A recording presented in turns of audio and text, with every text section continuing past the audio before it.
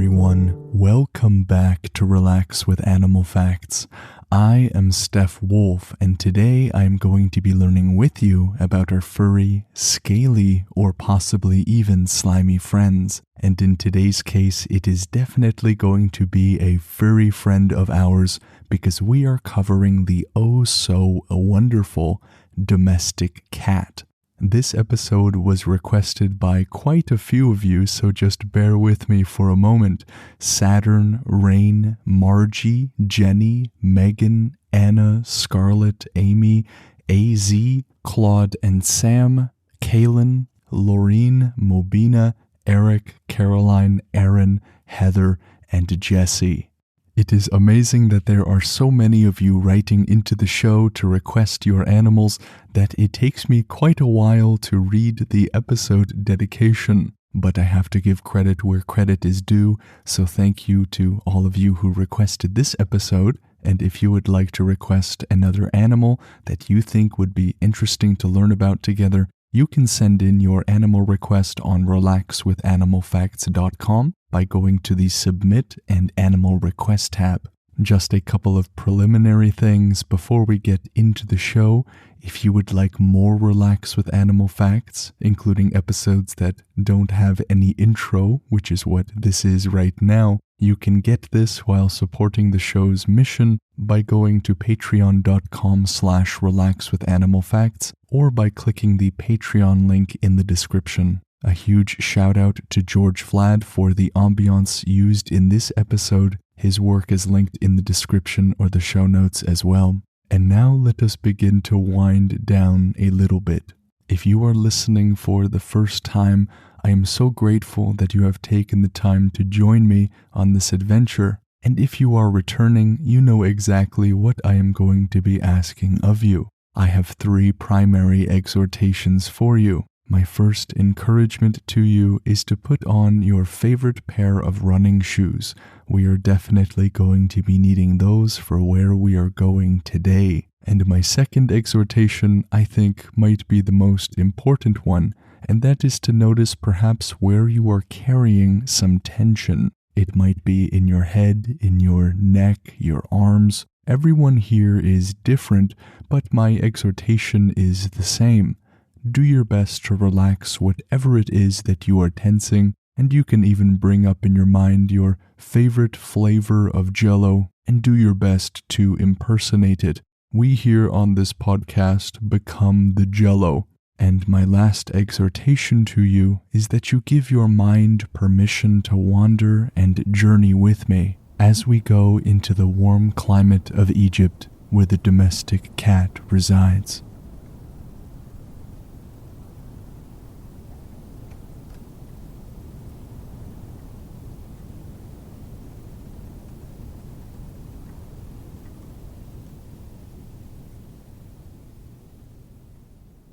We have been to many places in Africa, but I don't think we have ever been to Egypt before. Now, cats are found all over the world due to the fact that they are domesticated. But the reason I thought it would be interesting for us to go to Egypt together is because of the history of the cat's domestication. And we will just put that on a slight pause as we go into what the domestic cat is. For many of you listening, this might not be all that necessary, but you still might learn something. Whether or not you are a dog person or a cat person, if there's anything we have learned together, it is that each and every animal has some wondrous characteristics that we can appreciate even if we don't own them. I am quite frankly a little surprised it took us over 160 episodes to cover the cat, but here we are. The scientific name of the domestic cat is the Felis catus. But there is not only one kind of domestic cat.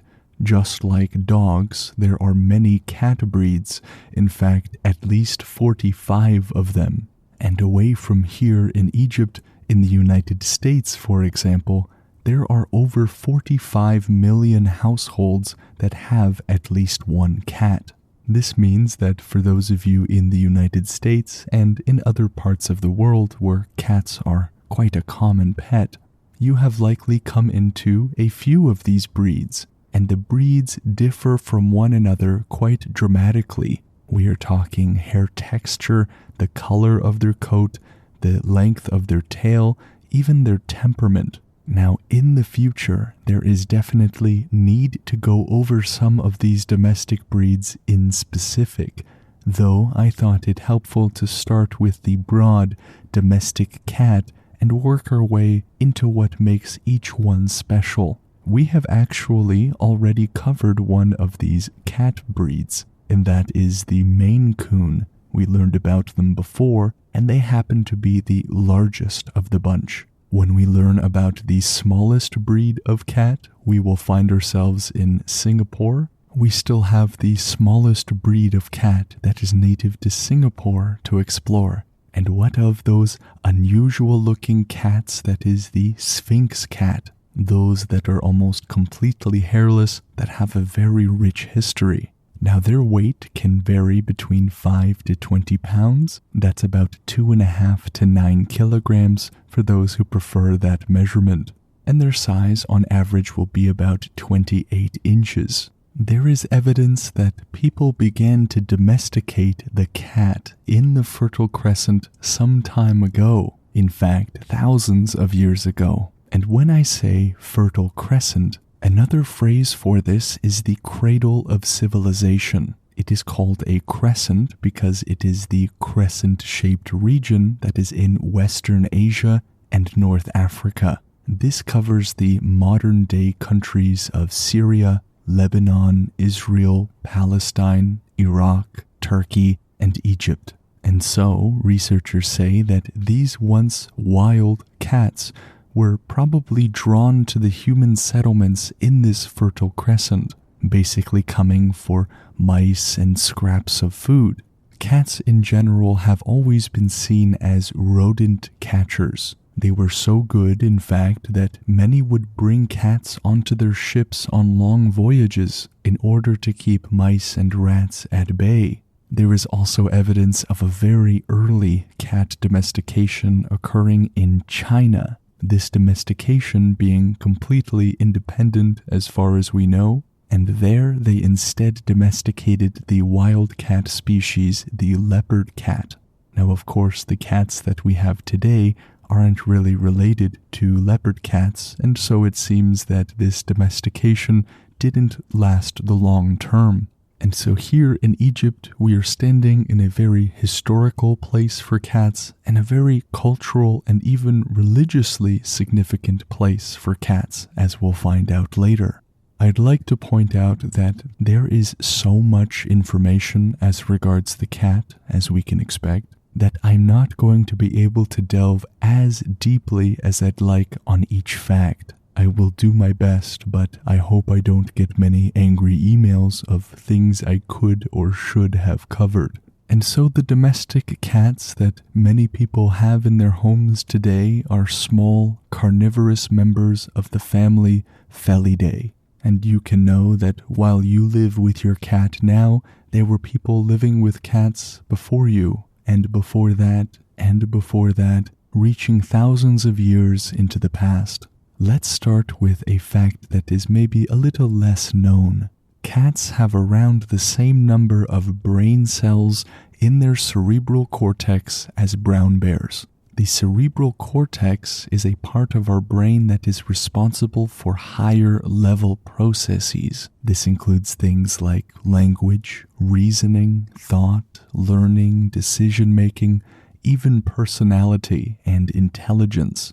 So it suffices to say that it is a very important part of the brain, and cats have around the same amount of information processing cells in theirs as the bear does. This is interesting because the size of a bear's brain is about 10 times larger than that of a cat's. The bear has about 251 million information processing cells, while the tabby cat has 250 million cells, just about 1 million off. Now, while that might sound like a lot, and maybe in some sense it is. Let us just take into account that we as human beings have up to 26 billion cells, not million. That is 1,000 million times 26. And so this shows that cats are pretty intelligent.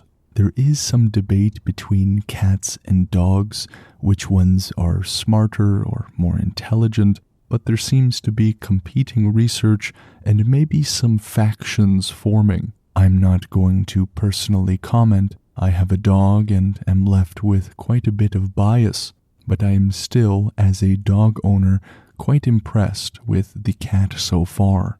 Researchers say that cats display something known as object permanence. This is a fancy word for just describing a phenomenon in which we can recognize or realize something still exists even when we don't see it. When I blink or if I turn away and I don't see you anymore, that doesn't mean you have gone out of existence.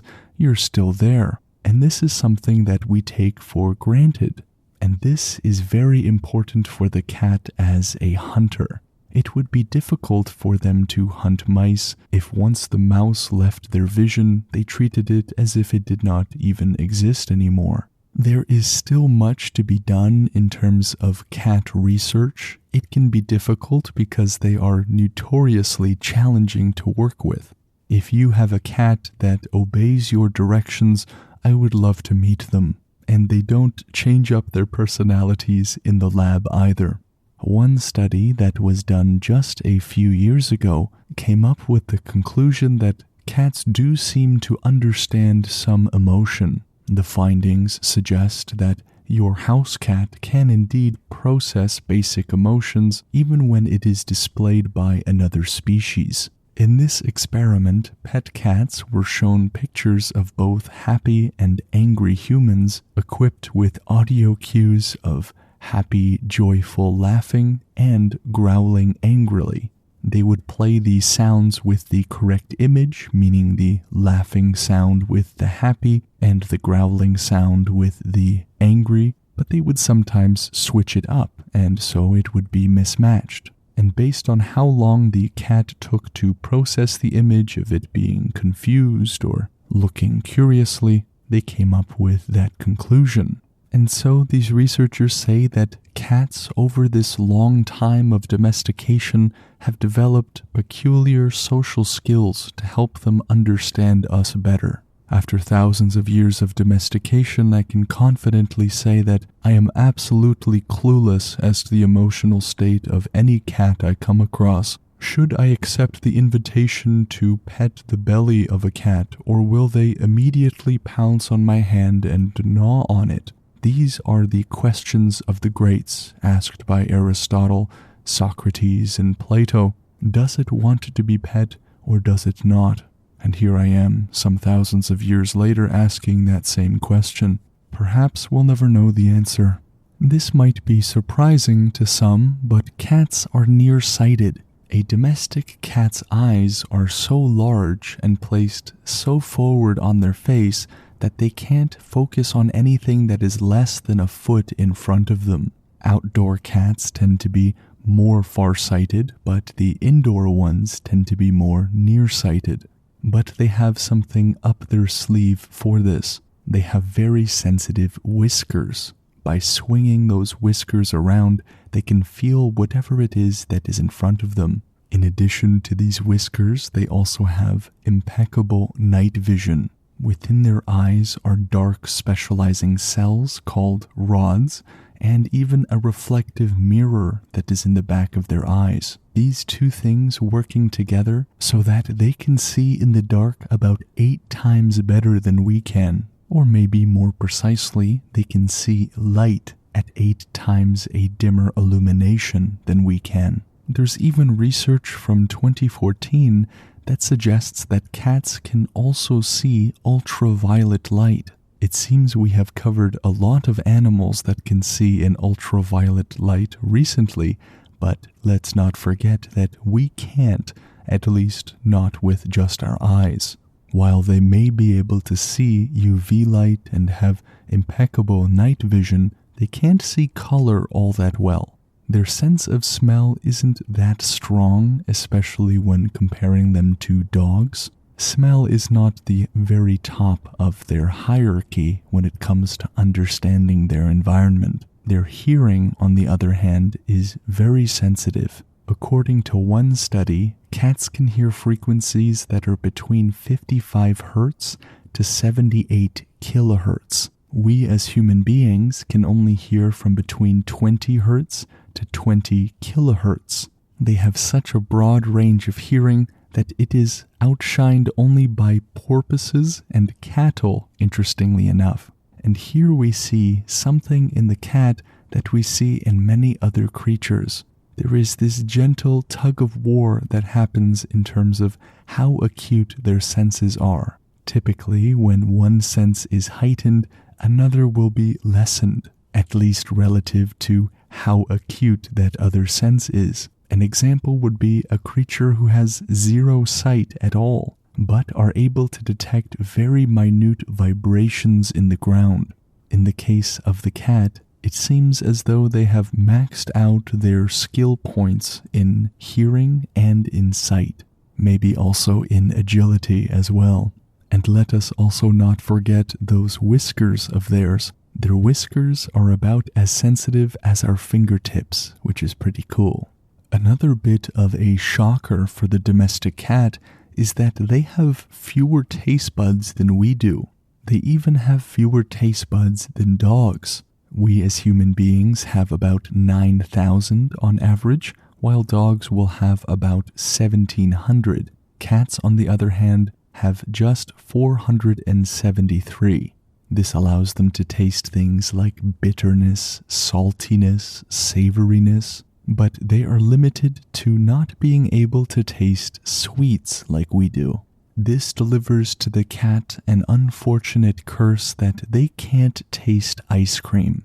Let's go over some cat communication. Regardless of my being able to understand them, cats are masters at communication. They do a lot of it and in some nuanced ways. If their tail is quickly swishing around, it tends to mean aggression. When their tail is tucked, on the other hand, it usually means they are nervous. When they are in a relaxed state, their tail will just stay upwards and their ears forwards. There seems to be a phenomena with blinking at your cat that if you want to make your cat feel comfortable, you can look them in the eye and blink your eyes very slowly. This, as the article states, is recognized by them as a sign of friendliness, and you might even be able to see them returning that special blink back. I have no cat to try this out with, but you can let me know by sending in an email if you'd like.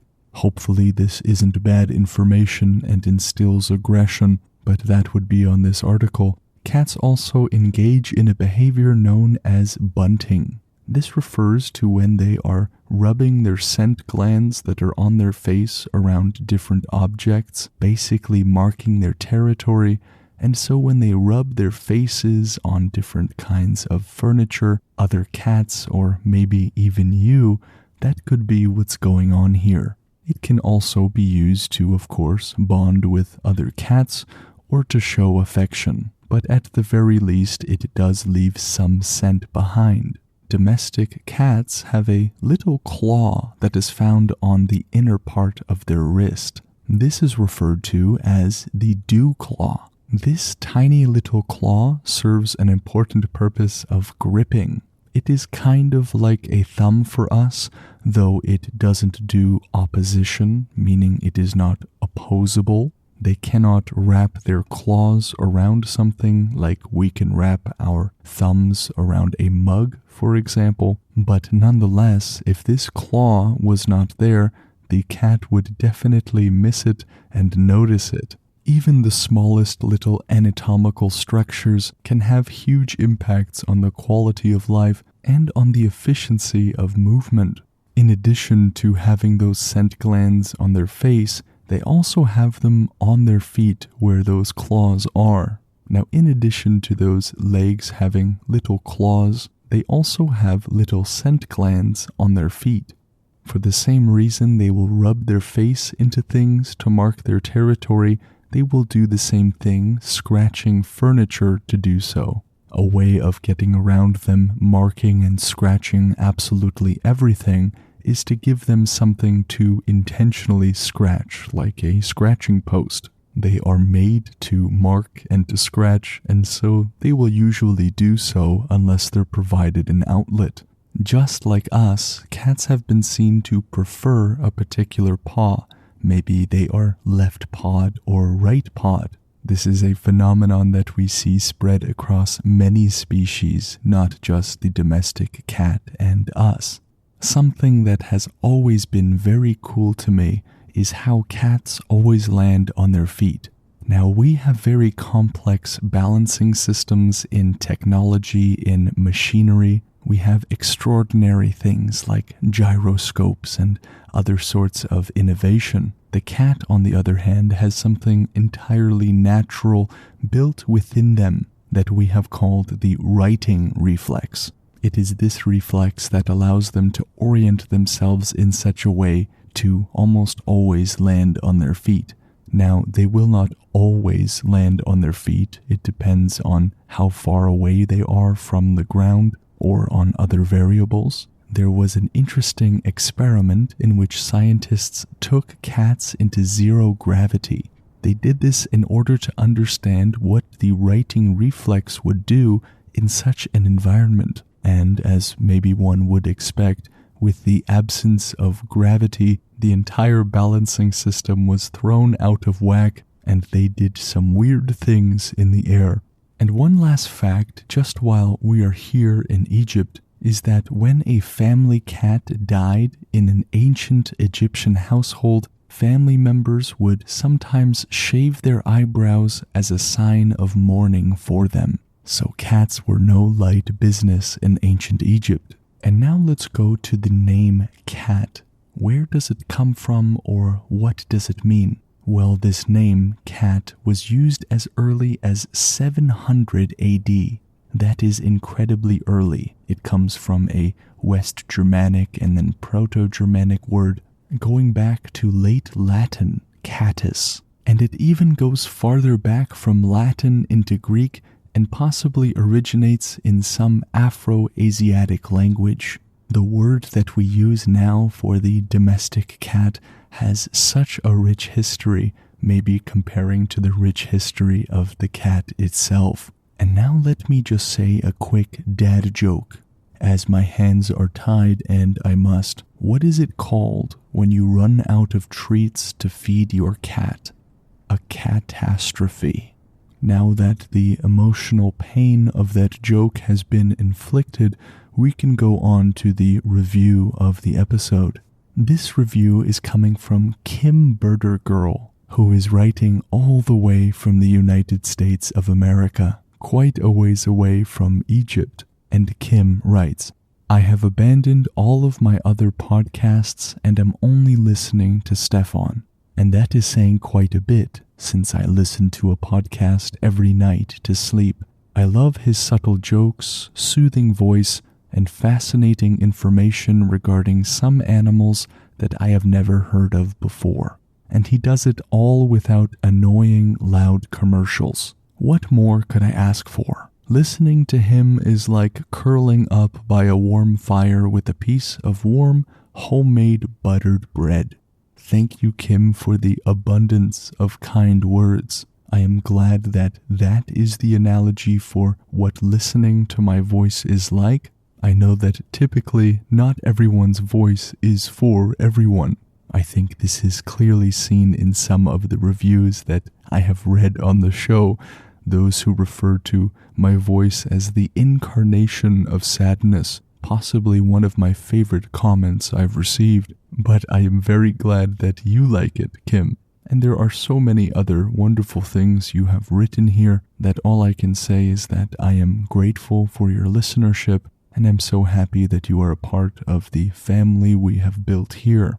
I do have to question the warm homemade buttered bread by a warm fire. That sounds wonderful, but I have never done that in my life. and I would have a few questions. Is it the butter that is homemade, or is it the bread, or is it both? But in general, a bonfire with a warm piece of buttered bread sounds like a party. Sign me up. Leaving a review is one of the biggest things you can do to support the show. It really only takes a sec, and it has more impact than you could know. If you would like to request an animal for a future episode, you can go to relaxwithanimalfacts.com and click on the Submit and the Animal Request tab. If you would like to reach out to me, Stef Wolfe, for any other reason, you can do so by sending a message to relaxwithanimalfacts@gmail.com or by sending a message to relaxwithanimalfacts on Instagram. If you would like to support the mission of this show, that is helping you relax and helping people understand the wonder of nature, all while getting more of the content you like, you can go to patreon.com/relaxwithanimalfacts. A huge shout out to George Flad for the ambiance used in this episode. His work is linked in the description, and I encourage you to check it out. The resources used in this episode were nationalgeographic.com, petmd.com, livescience.com, and etimonline.com. What an amazing animal we have covered today. Again, one that is rather ordinary for many of us. But I will say, this is one of those creatures that is radically ordinary to us, or rather, one that we're very familiar with. But it is one that instills more wonder than I have seen the others. I think it is because the cat really is a wonderful creature. Thank you so much for joining me on this journey. This podcast is by you, for you, and your decision to spend this time with me here has made it just that much better. I look forward to learning more together on the next episode with the next animal. Take care.